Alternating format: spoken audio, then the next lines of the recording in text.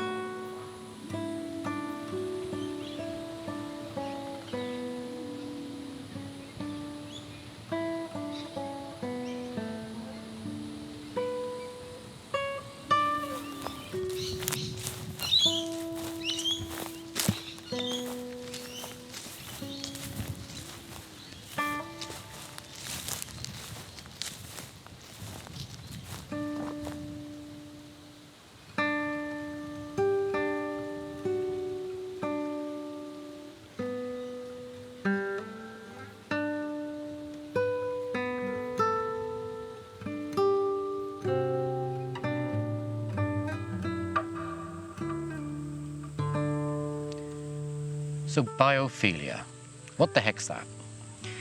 Well, biophilia is commonly understood to be this idea that we have an innate instinct to connect with nature. The term was first coined by a German psychologist called Erich Fromm in his book, The Anatomy of Human Destructiveness. It was published in 1973.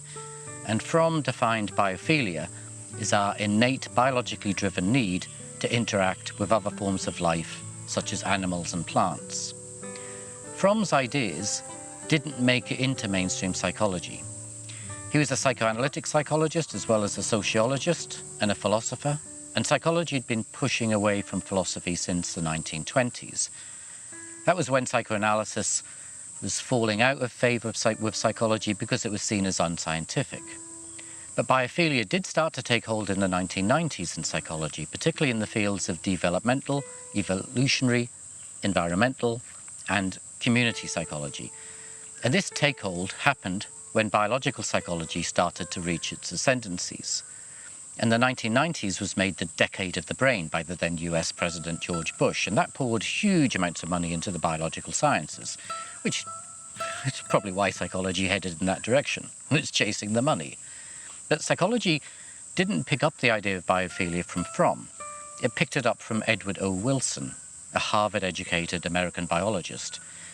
He popularized the term biophilia when he published a book called Biophilia in 1984, and then he co-authored a book with Stephen Keller called The Biophilia Hypothesis in 1993.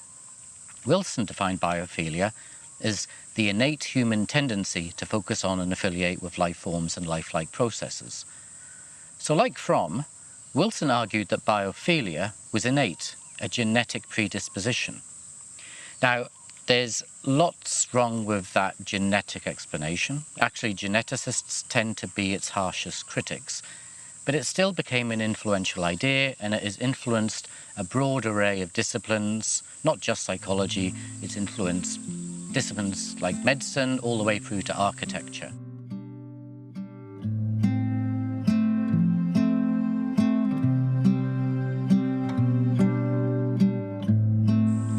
Psychology saw merit in the idea of biophilia because it was being argued that connecting with nature could lead to all sorts of benefits in cognitive functioning and psychological well-being.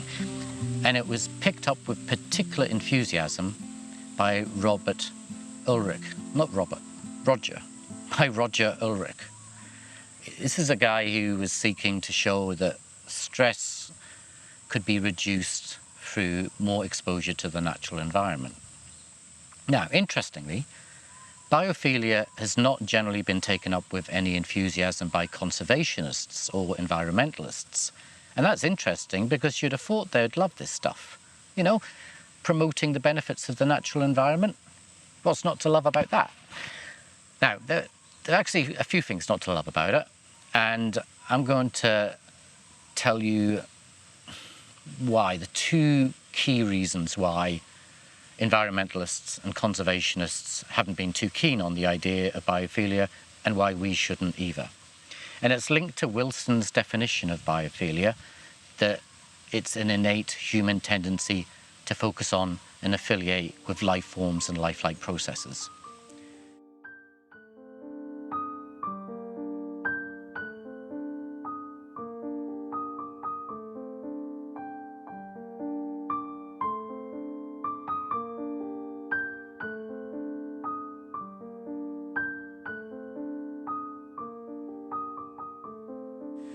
The first problem is that innate bit, innate human tendency. This reinscribes biological determinism into the idea of who we are, and it speaks particularly to notions of survival of the fittest, Darwinian notions. Those notions caught hold in the political sphere, and they fueled competitive free market economics, that thing called capitalism.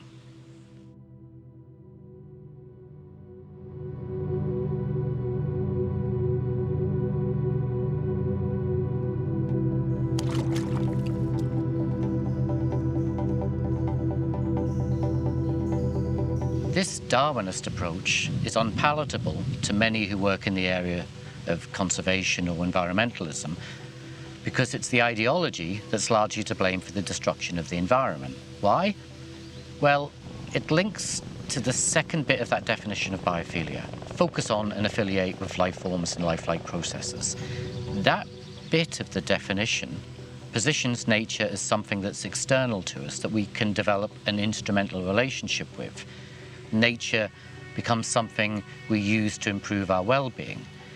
And the term lifelike signals the belief that we can synthesize nature, identify its essential qualities, extract those qualities, and then commodify them in a form suitable for consumption. And when that commodity becomes treated like a healthcare product, they talk about dosing. And that is what has happened to this idea of biophilia. Research has already been undertaken using this dose-response type approach. They call it dose-response analysis. What they're doing is trying to see what is the optimal level or dose of exposure to green spaces for the promotion of psychological and physical health. And this type of approach spells big trouble for the natural environment because the focus is on making consumption as easy as possible to ensure people can get their required dose. And that means building paths and roads and such like so that we can gain easy access to the environment. Seating areas to make it more comfortable for us when we get there, and removing anything from the habitat that might cause us harm. And this can lead to complex ecosystems being compromised because we're redesigning natural habitats to make them more accessible for us, but also to conform to our aesthetic preferences, like to make them look more beautiful for us, such as introducing non-native plant life into our environments because we find particular species more pleasing or more interesting, or maybe because we're nostalgic about places we used to live. There's a lot of European species been brought over here in Australia. Fight the Europeans, particularly the British, for that reason, through nostalgia for the countryside back home, those green pastures. We also introduce non-native species that are more tolerant to human recreational activities, such as grass that can withstand being trampled on. And we treat nature as a healthcare product. And when we do that, we end up reducing down complex biospheres into more easily controlled and sanitized green habitats that are deemed fit for human consumption. And this can seriously compromise complex ecosystems. So biophilia is just this latest expression of an outlook, and it's a scientific outlook, that adopts a mechanistic, reductionist and instrumental way of seeing the world. It was this scientific outlook that fed the first and subsequent industrial revolutions, where the natural world was viewed as external to us, as containing inexhaustible resources that we could use, that we could extract and use to make our lives better. And that's the same scientific outlook upon which psychology established itself. Because psychology also asks us to believe that the world exists independently from us and can be observed objectively by us.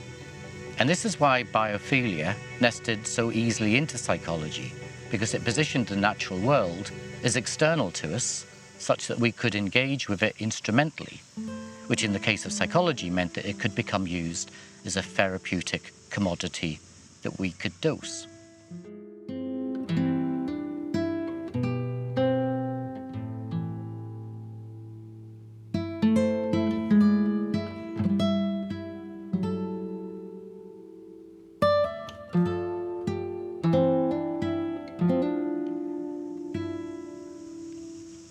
Psychology has taken a wrong turn in relation to nature because of this concept of biophilia. It's all summed up really in this concept of biophilia. What it's done, it's separated nature from us and asked us to see nature as a resource that we can exploit.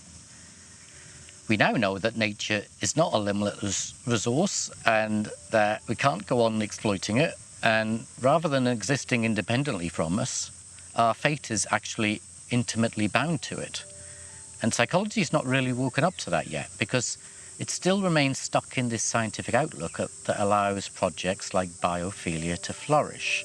It still remains wedded to this notion that the world is external to us and we can look at it objectively, rather than us being intimately connected to the world in which we live.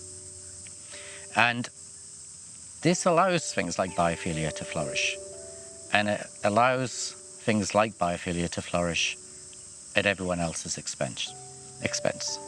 Okay, it's very hot. I'm in nature, and it's like 38 degrees right now, so I'm gonna have to stop. So that's all for now. Till next time, ta-da.